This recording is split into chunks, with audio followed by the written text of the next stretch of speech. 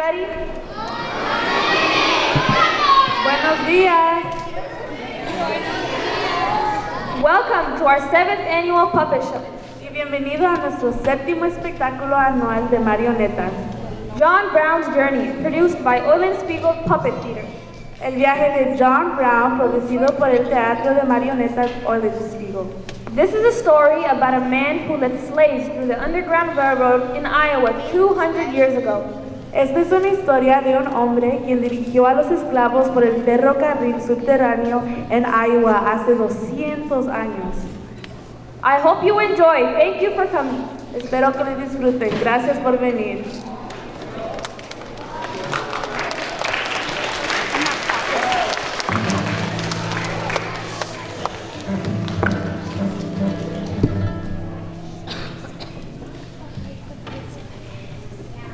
Dear Hannah, oh dear, this is bad news. I was afraid it would come to this. Such a good man, but no moderation in his soul. I better tell Jack. Jack? Jack. I'm sorry to have to tell you this, Jack, but your old master, I'm afraid he's passed on. Oh, I was afraid that his attempt to take on the whole U.S. Army would come to no good, but he was determined, absolutely determined to do away with slavery. And he didn't see Congress doing anything about it. I'm sure he told you how he first started on this path, but I'll refresh your memory, Jack.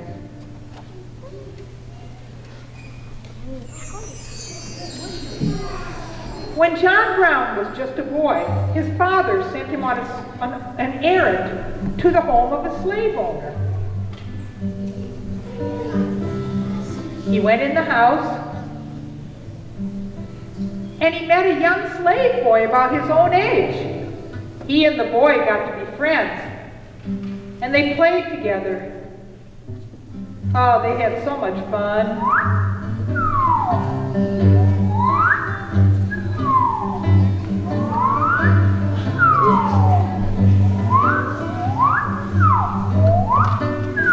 John's host was not pleased. He ordered the boys into the house.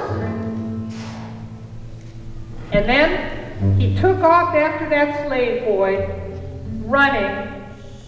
And when he caught him, he beat him to a pulp.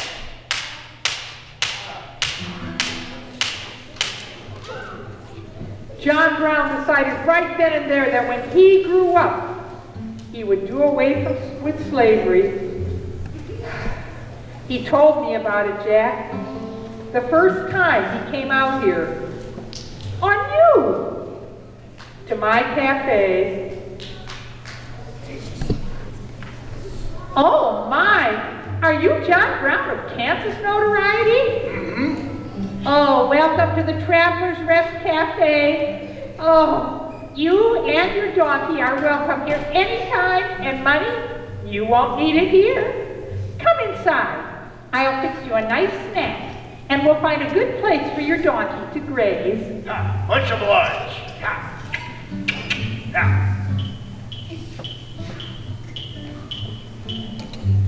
Yes, Jack, that was back in 1855. I'd heard of Mr. Brown, of course, but I'd never met him before. You see, John Brown was from out east. He made quite a reputation for himself as an orator against slavery. People came from miles around to hear him speak against slavery.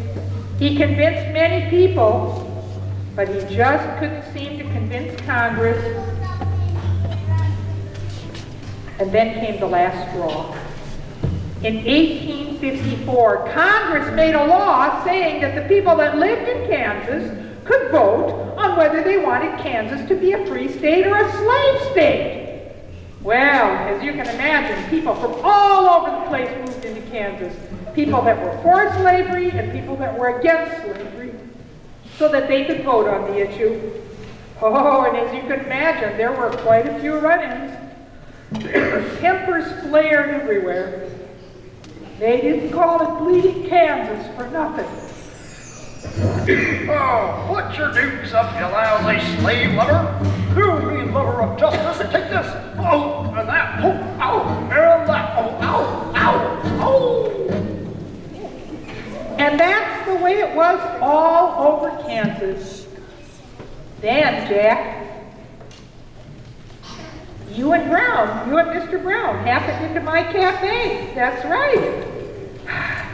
You two made quite a splash, so much so that the New York Semi-Weekly Tribune sent a reporter with you and Mr. Brown. Mr. Brown, sir. Mr. Brown, I'm a reporter with the New York Semi-Weekly Tribune. May I ask you a few questions, sir? Oh, Mr. Brown. Mr. Brown. New York, imagine that. Look. I saved all of the clippings. Those articles caused quite a few discussions in my cafe. Some of them quite vehement.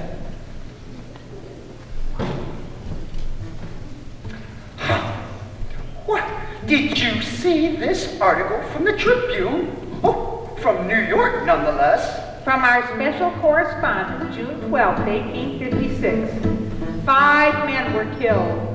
There is no doubt of that fact.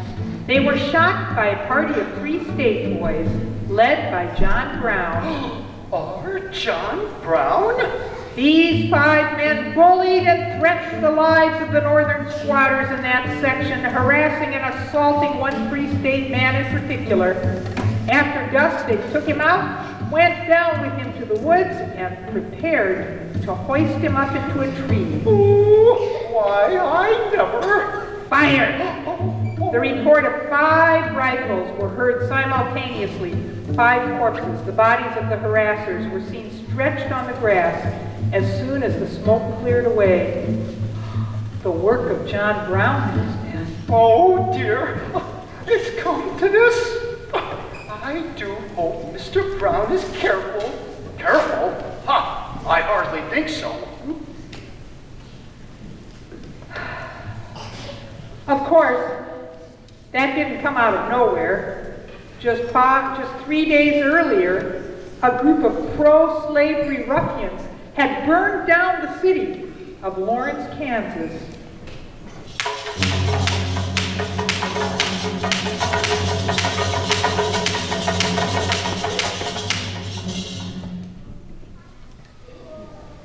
Mr. Brown arrived too late to help with the defense, and I guess it just sort of snapped his patience.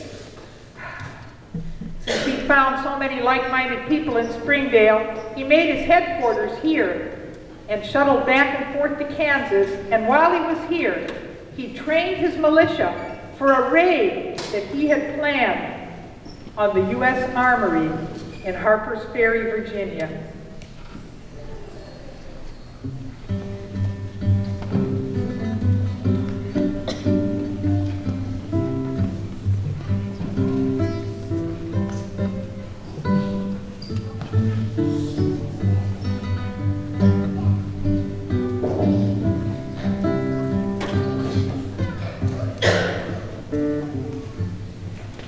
Yes, he was a man obsessed. Why, some of my customers were beginning to question his sanity. Do you think he's losing his grip? I heard he's planning to use the men he's training to take on the U.S. Army. I say he's right. It's the only way. If Congress won't act to stop slavery, then we must. Surely you're not planning on joining him. I wouldn't be so sure of that, Elizabeth.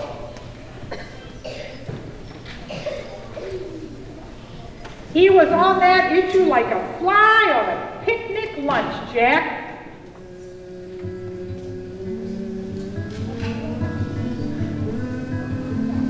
Shoot, shoot, shoot! Why, he paid no more attention to the people who urged him to be careful than you just did to that fly, Jack. You were with him when he met Jim Daniels.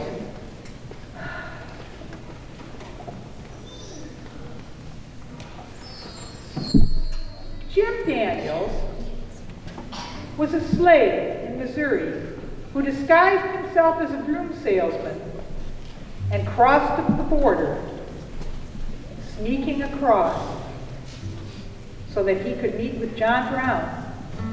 You see, he'd heard his owner say that he was planning on selling him and his wife and all of their children to separate farms in Texas. And he begged Mr. Brown for help. Well, Mr. Brown was not about to refuse. And on December 21st, 1858, Mr. Brown and his men crossed the border to Missouri, raided the farm that Jim and his family lived on,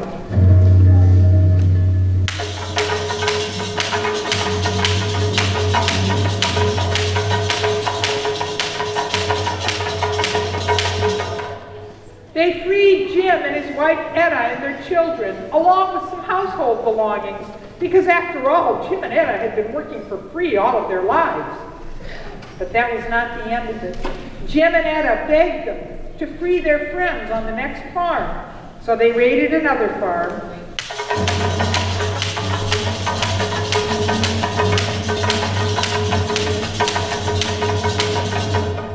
But it still wasn't over.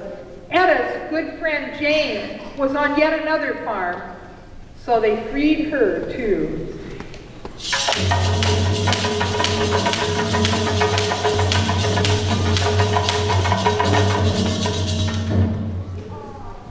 At the end of the night, when it was all over, one slave owner was dead, and 11 slaves, one very pregnant, mostly women and children, were freed, along with mules, oxen, horses, bedding, some household belongings, and 2 wagons for the long, cold journey north.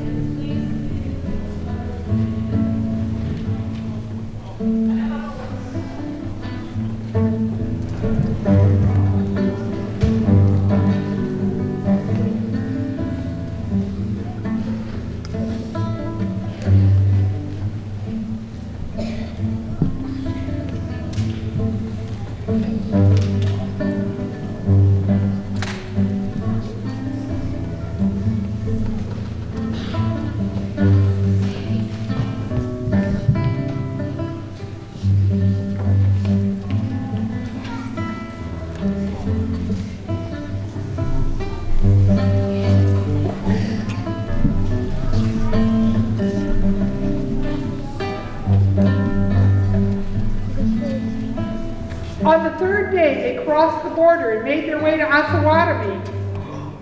Oh, Mrs. Daniels looks peaked. I think her baby is about to arrive. I hope there's a barn nearby.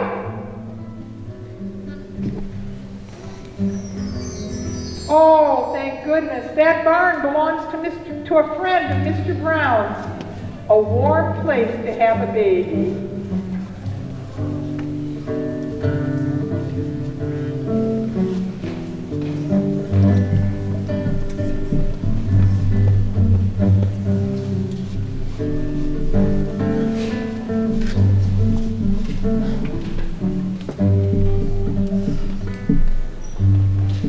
They named the baby after Mr. Brown. They named him Captain John Brown Daniels.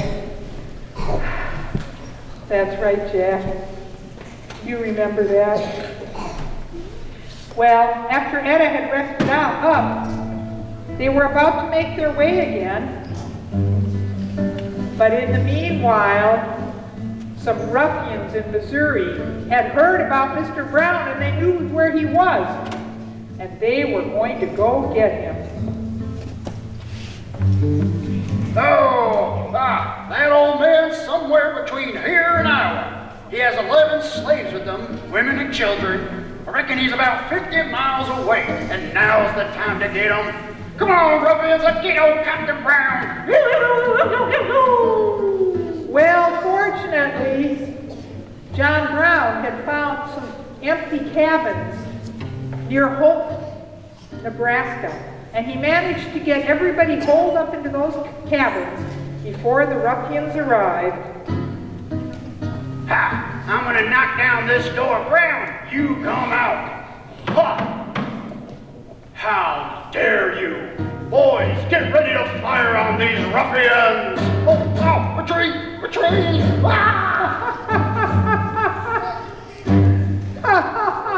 Even though they outnumbered John Brown and his people, they turned tail and ran away.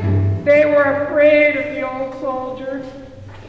Mr. Brown has quite a reputation, he does. The New York Semi-Weekly Tribune was quite impressed. Well, you look at this. Mr. John Brown has made the New York news again. Oh!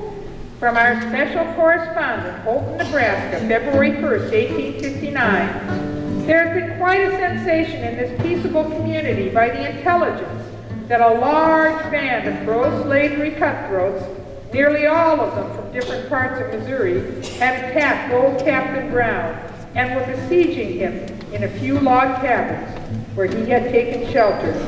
He had but a handful of men with him, and the slaves, some 11 in number. Well, actually 12, counting the baby.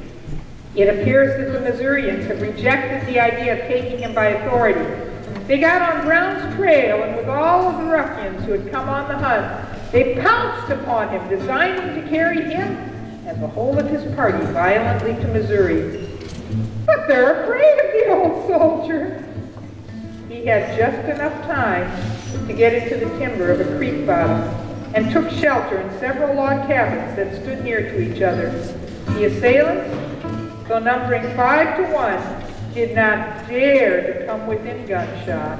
Oh, well, fancy that. Our Mr. Brown. Oh, I expect he's crossed into Iowa by now. Indubitably.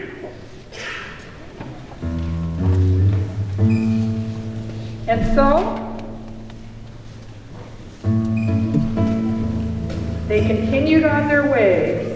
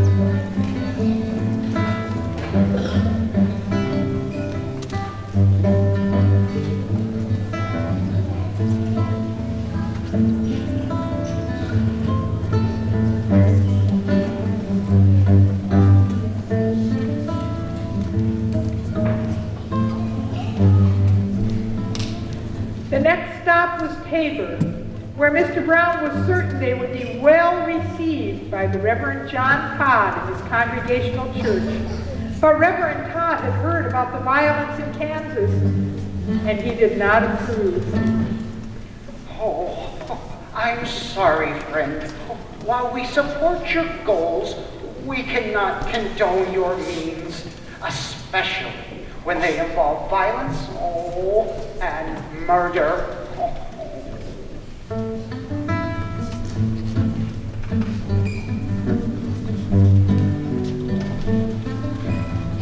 And so there was nothing left for them but to continue on their way through the cold of winter.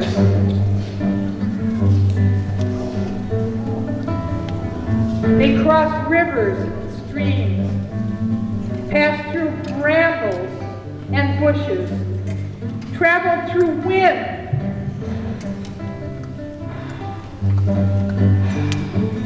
and rain,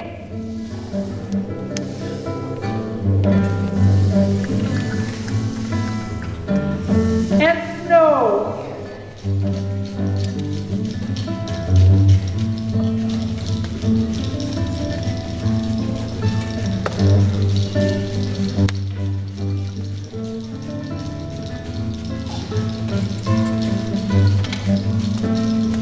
And more snow.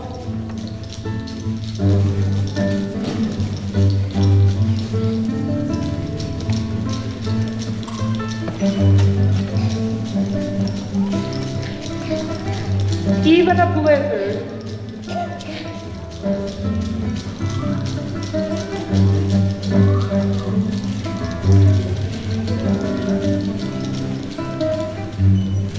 They made their way through the cold, cold weather. They always traveled by night.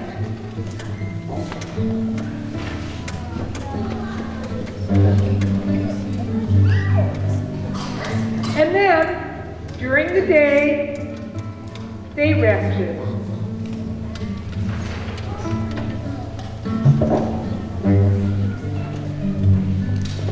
They made their way across the whole state of Iowa.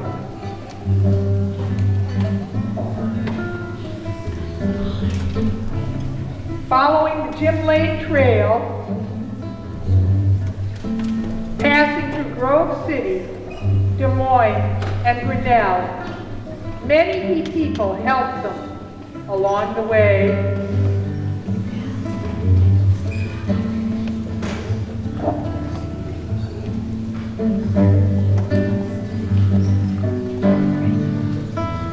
On February 20th, 1859, they arrived in Iowa City, which was then the state capital of Iowa.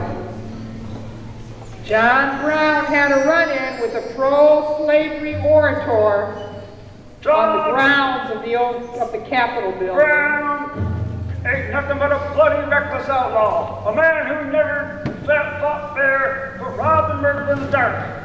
Ha! If I ever see old Brown, I'll shoot him high on the spot and never give him a chance to steal any more slaves. Ha! My friend, you talk very brave. And as you will never have a better chance to shoot old Captain Brown than right here and right now, take your chance. Oh, I forgot. I got laundry. I gotta go. Bye. Why did she divide it? The man was a coward. So now, here we all were together in Springdale. Mr. Brown continued to train his militia that he planned to take over the armory with, and the rest of us, and all of us for that matter, black and white, ate together at the Maxson family table.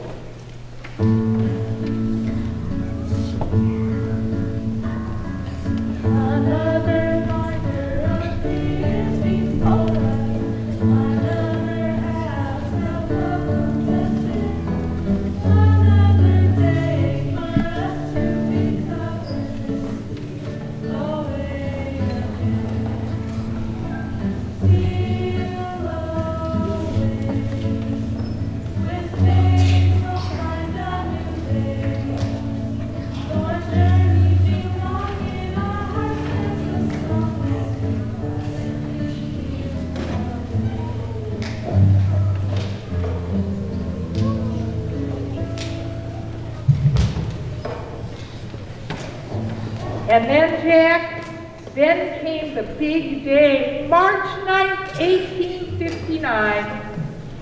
All of us went to West Liberty and spent the day at Keith's Mill.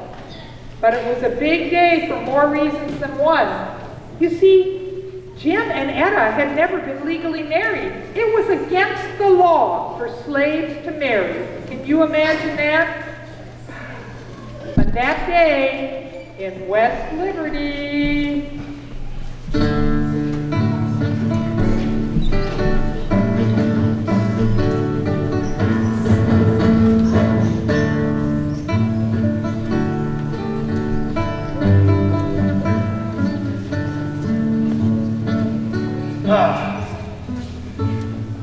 Greetings. We are gathered here today to witness the marriage of Mr. James Daniels and Etta Daniels.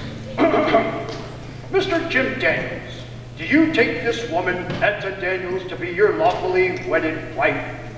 I do. Ah, good, good. And Mrs. Etta Daniels, do you take James Daniels to be your lawfully wedded husband? Then I now pronounce you both man and wife. You may kiss the bride.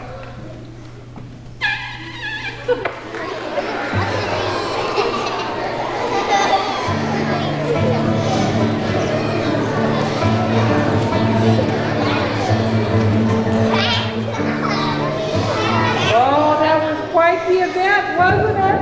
A wedding? Well, of course, after the wedding, you know what comes then? They had to have a big party. They even hired a fiddler so they could dance.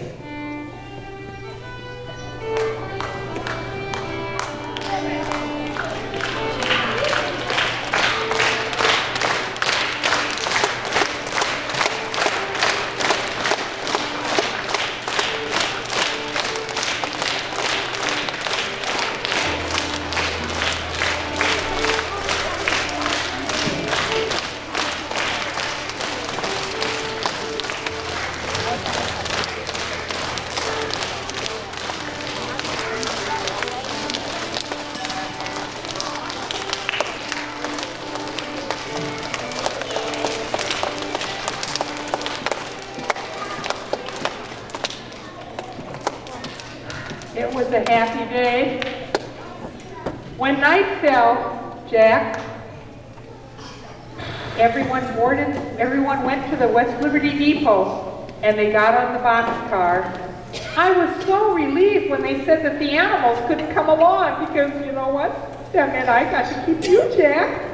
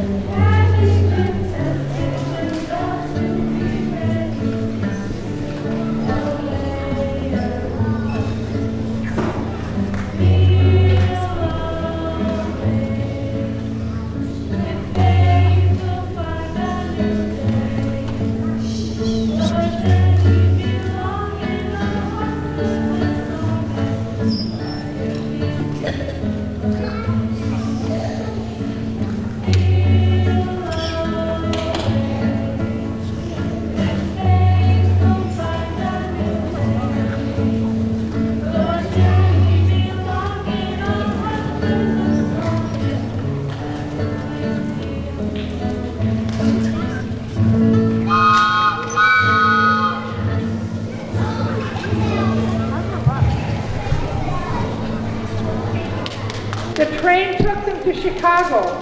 It was searched, but they didn't search the boxcar. Makes you wonder, was the guard lazy? Was he not very smart?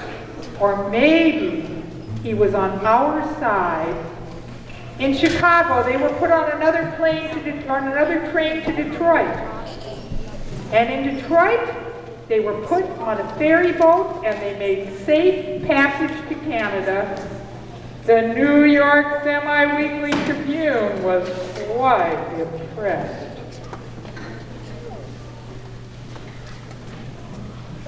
From our special correspondent, Detroit, March 19, 1859, the 11 slaves rescued from bondage in Bates and Vernon counties, Missouri, on the 21st of December last, with one natural addition, have at last reached the long sought-for goal.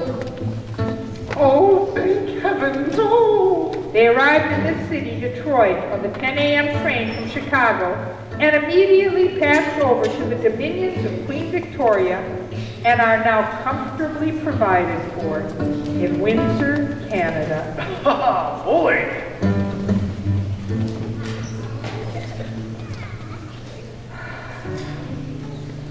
Well, Jack, that was it for our little company, but not for John Brown and his men. They continued on to Virginia, where they tried to take over the U.S. Armory, where the Army kept all of its weapons.